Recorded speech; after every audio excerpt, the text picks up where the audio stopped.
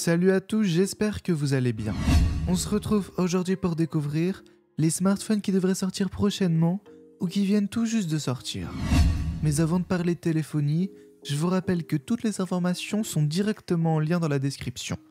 N'oubliez pas de vous abonner à la chaîne et de cliquer sur la cloche des notifications pour ne pas manquer les nouveautés. Allez, c'est parti. Découvrons tout de suite les smartphones qui sortiront très prochainement.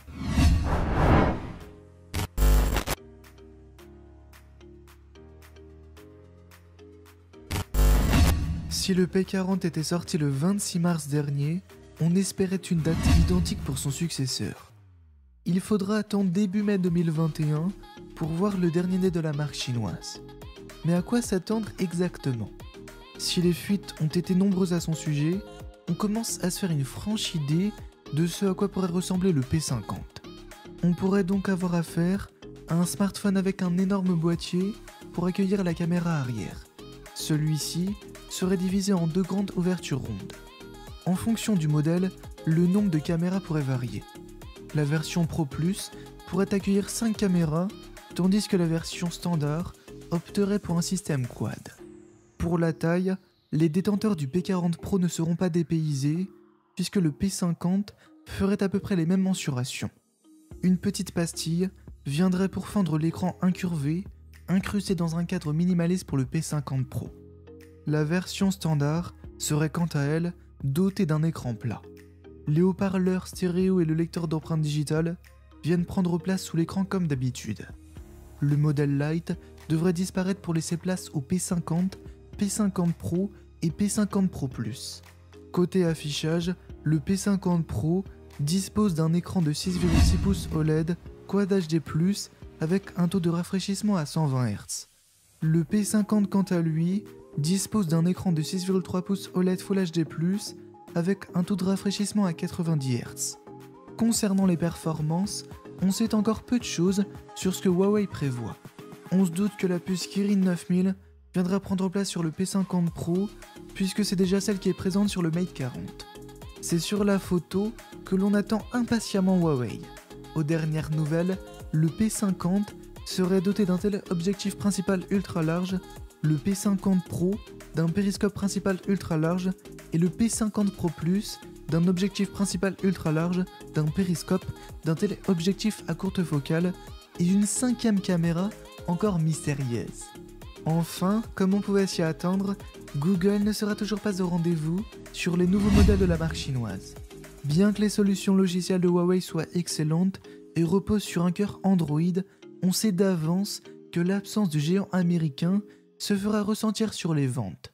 Cependant, Huawei travaille depuis un certain temps sur son OS Harmony. Les propriétaires du P30 Pro devraient être les premiers à voir la mise à jour apparaître sur leur téléphone. Il reste à voir ce que ce nouvel OS apportera à l'expérience utilisateur.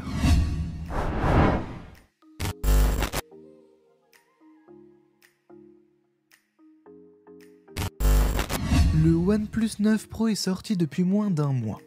Et ce qu'on peut dire, c'est qu'il est très réussi.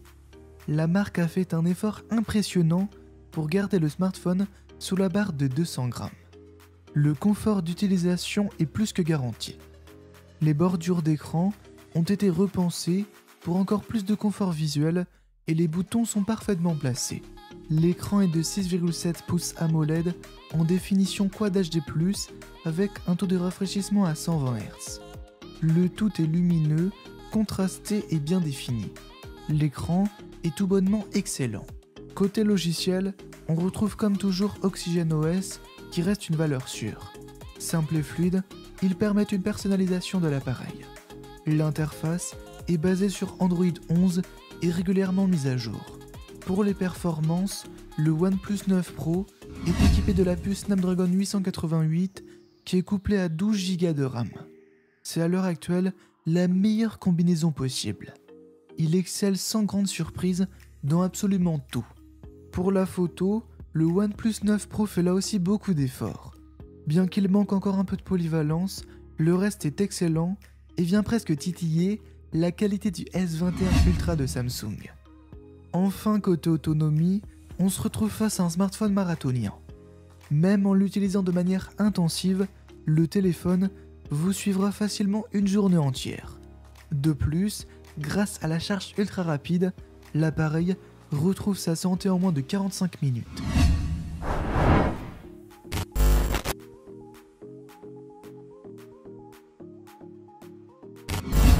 Si le Mi 11 est déjà disponible depuis février, sa version Ultra sortira fin avril. Et si Xiaomi nous a longtemps proposé des smartphones au très bon rapport qualité-prix, attendez-vous à un prix à 4 chiffres pour le dernier né, du fait de ses fonctions très haut de gamme. Côté design, on retrouve le même faciès que sur le Mi 11 standard. Un écran AMOLED de 6,8 pouces avec tout le confort moderne d'un produit haut de gamme en 2021, c'est-à-dire un taux de rafraîchissement de 120 Hz et une définition WQHD+. En gros, ce sera l'écran le plus net et le plus lumineux du marché. Autre point très épatant, le taux d'échantillonnage de l'écran tactile. Il devrait atteindre des vitesses allant jusqu'à 480 Hz, ce qui signifie que la réaction à l'écran au geste et à la saisie devrait être instantanée. L'Ultra devrait également être conçu pour survivre à la vie quotidienne. Il sera donc résistant à l'eau et à la poussière.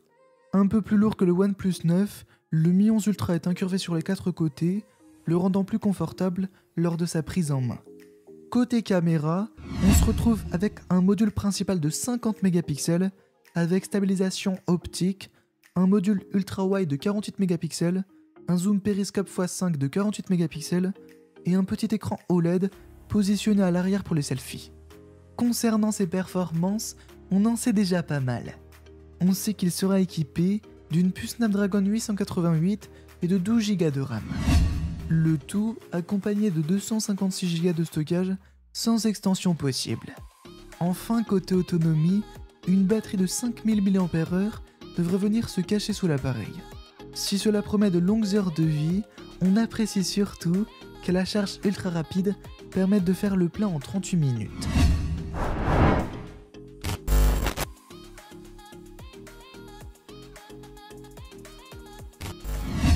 Désormais complètement indépendant de Huawei, Honor a sorti son premier smartphone en solo en janvier en Chine.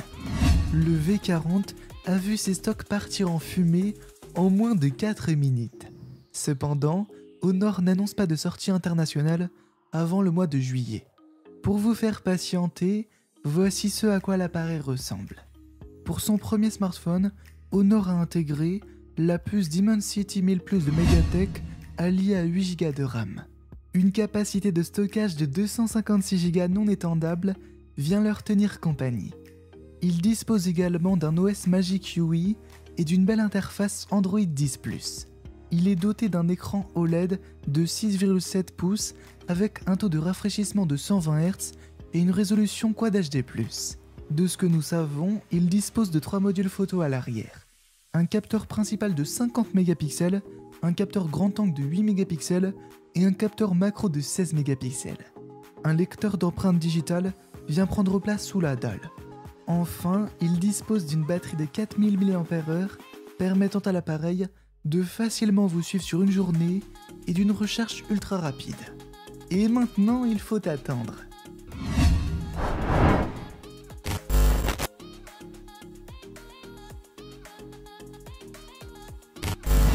Le X3 Pro est sorti au mois de mars 2021.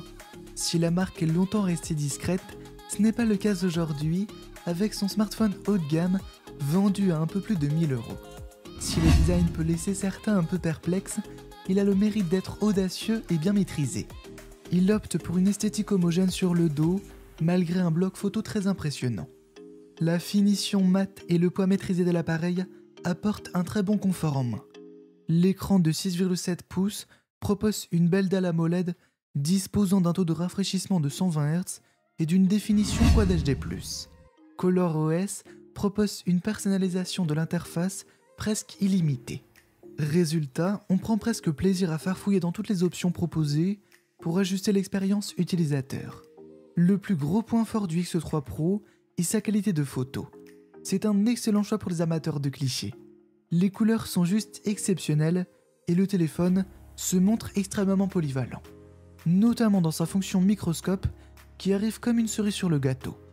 Concernant les performances, Le X3 Pro est équipé d'un processeur Snapdragon 888.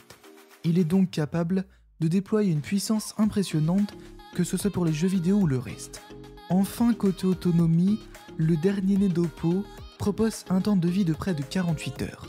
Et si cela est impressionnant, dites-vous qu'il faut seulement 30 petites minutes pour retrouver l'intégralité de son énergie. Et voilà les amis, c'est tout pour aujourd'hui.